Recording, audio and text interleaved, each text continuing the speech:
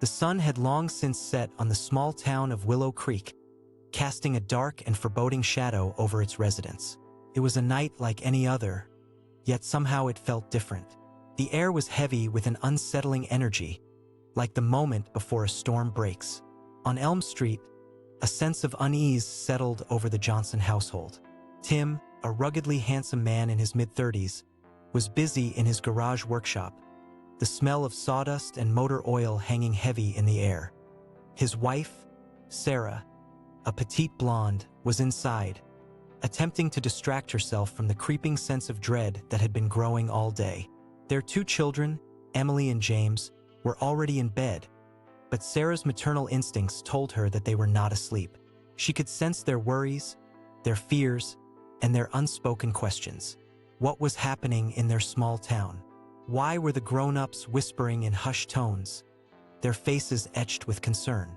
In the garage, Tim's hands moved with a nervous intensity, his fingers flying across the workbench as he assembled a strange contraption. It was a box, roughly the size of a shoebox, with a single button and a delicate network of wires. Tim's eyes gleamed with an unsettling intensity as he worked, his face pale and sweaty. Sarah, feeling the tension in the air thicken, stepped out into the garage, her eyes fixed on the box. "Tim, what's going on?" she asked, her voice low and even. "What's that thing you're building?" Tim's hands stilled, his gaze flicking up to meet hers. For an instant, Sarah felt a chill run down her spine. There was something in his eyes, something that didn't belong, something that sent a shiver coursing through her veins. "It's just a little project I'm working on," Tim said, his tone too casual, too forced. He paused, his hands hovering over the device as if reluctant to let it go. "You know, just a little something to help around the house." Sarah's eyes narrowed, her instincts screaming at her to be wary. She took a step closer, her hand reaching out to touch the box, but Tim's hand darted out, intercepting her. "Don't," he said, his voice low and urgent. "Don't touch it, Sarah. It's not ready yet." Sarah's skin crawled as she gazed up at her husband. There was something in his eyes, something that didn't belong in the face of the man she loved. It was a glint, a spark, a flicker of something dark and primal. "Tim, what's going on?" she pressed, her voice firm but trembling. "What's happening in this town? You know something, don't you? You're part of it, whatever it is."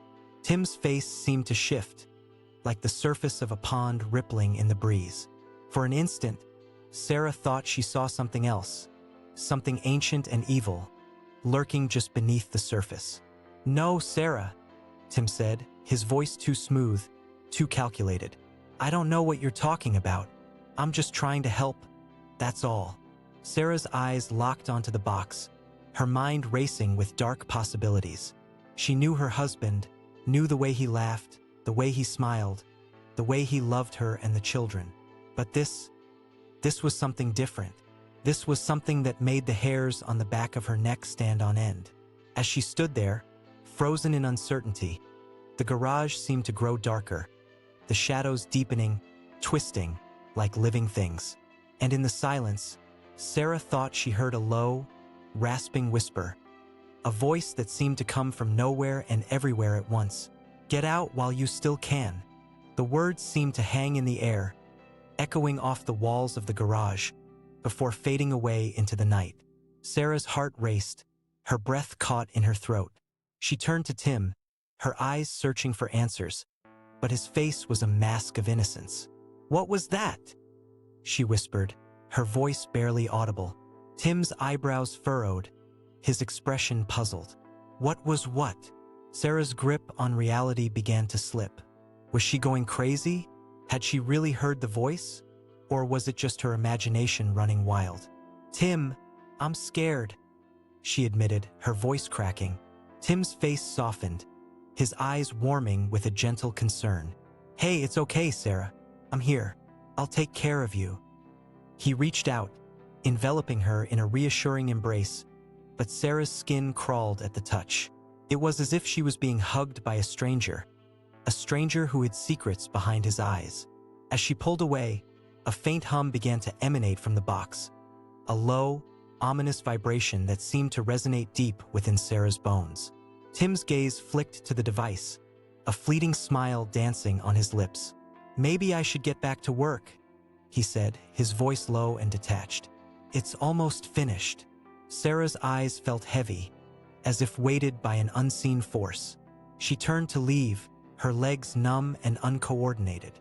As she stumbled out of the garage, the darkness seemed to close in, threatening to consume her. The night air was heavy with an unspoken malevolence, and Sarah knew she had to get as far away from the garage, from Tim, as possible. She stumbled back into the house, her eyes scanning the shadows for signs of something. In the kitchen, she poured herself a glass of water, her hands shaking like leaves. The hum of the box still echoed in her mind, a constant, maddening drone. As she raised the glass to her lips, the kitchen lights flickered, dimming to a faint, eerie glow. Sarah's heart skipped a beat as she gazed out into the night, her eyes locking onto a figure standing in the shadows. The figure was tall and imposing, its presence seeming to fill the entire kitchen. Sarah's breath caught in her throat as she tried to make out its features, but they were shrouded in darkness. The lights flickered once more, and for an instant, the figure was bathed in a faint, blue-tinged glow. Sarah's blood ran cold as she saw nothing. There was no face, no features, just a void where a person's visage should have been. The lights dimmed once more, and the figure vanished, leaving Sarah shaken and bewildered. She turned to flee, her heart racing, but her feet felt rooted to the spot. A faint whisper echoed in her mind, the words echoing through her brain like a mantra. "Get out while you still can." Suddenly, the kitchen lights blazed back to life, and the room was bathed in a warm, golden glow. The atmosphere shifted, the air seeming to lighten, as if the very presence of evil had been vanquished. But Sarah knew better. She knew that the darkness was still out there, waiting, watching, and biding its time. With a sense of desperation, Sarah turned to flee, her eyes fixed on the back door. She had to get out, had to escape the house, the town, and the creeping sense of doom that threatened to consume her. As she reached for the door handle, a voice called out behind her, a voice that sent shivers down her spine. "Sarah, wait!" It was Tim, his eyes gleaming with an otherworldly intensity. His face twisted into a macabre grin. Sarah's heart skipped a beat as she turned to face him, her mind reeling with the implications. What had happened to her husband? What had he become? And what was she to do now? Tim's eyes seemed to bore into Sarah's soul, his gaze hypnotic and unblinking. She felt a strange, creeping sense of paralysis, as if her legs were rooted to the spot. "Tim, what's going on?" she whispered, her voice barely audible. The grin on Tim's face grew wider, his lips curling up in a grotesque, inhuman smile. "It's almost time," he hissed, his voice low and menacing. Sarah's mind raced, trying to make sense of the nightmare unfolding before her. What was Tim talking about? What was almost time? Suddenly, the kitchen lights began to flicker once more, the air thickening with an electric sense of anticipation. The hum of the box, still resonating in Sarah's mind, grew louder, more insistent. "Time for what?" Sarah pressed, her voice trembling with fear. Tim's eyes seemed to flash with an otherworldly energy, his pupils shrinking to pinpricks. "For the hand to come," he whispered, his voice dripping with reverence. Sarah's mind reeled, her thoughts spinning out of control. The hand? What was Tim talking about? And then, in a flash of insight, she understood. The box, the device, the strange contraption in the garage. It was all connected. Tim had been building something that would summon. What? The lights died, plunging the kitchen into darkness. Sarah was trapped in a living nightmare from which there was no escape.